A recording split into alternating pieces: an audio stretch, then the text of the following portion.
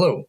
I've decided to start making a Cybercade Devlog and putting a video out every week, documenting my process of making the game, whether it's been a super productive week or an unproductive week. I hope to get something out once a week. I'm trying to up my social media game.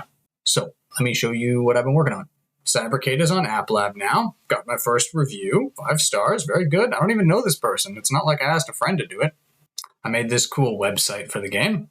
It links to the Discord, and later on it'll link to a press kit. And it also links to the different other people who were involved in the game. So that's neat. Been keeping an eye on the analytics, and you can see that since I released it on the 8th, more and more people have been playing it. As I decide to do more and different kinds of marketing for this game, I'll have to keep an eye on these numbers and what they do. I also want to add more analytics about what levels people are playing, and whether or not they're playing with their friends or by themselves. But most of the week was spent in Unity. Right now the process can be a little weird and tedious. This is what it looks like when I load into the first level of the game in Unity when I first open it up. So you can see there's no textures on anything, and the level is represented by all these little diamonds, where each diamond will be like a place that the player can stand or an enemy. And when I click on them, you can see there's a bunch of settings that I can set about what kind of animation they might play, or what prefab spawns, whether it's the bullet guy or the rocket guy or a drone, something like that. I need a better tool for interfacing with all this, so I created a level editor. Paints the textures on the levels right away so I don't need to relaunch the game. And if I turn off the gizmos, I can see when I click Show Enemies, this first little dude pops up. Hide him, show him.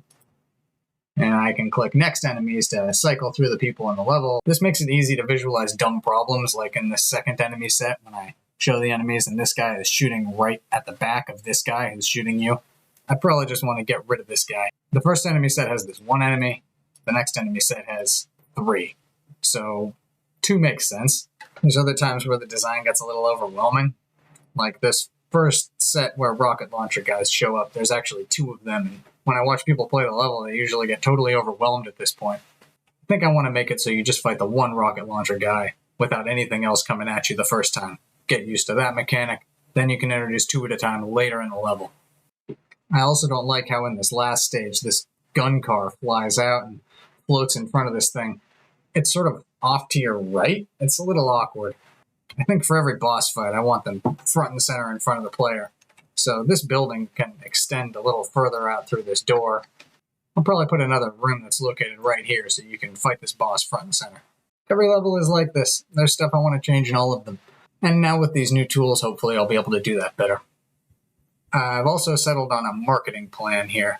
I want to offer the first few levels for free, and then the rest of the levels behind a paywall. So I'm looking at putting in-app purchases in the game right now.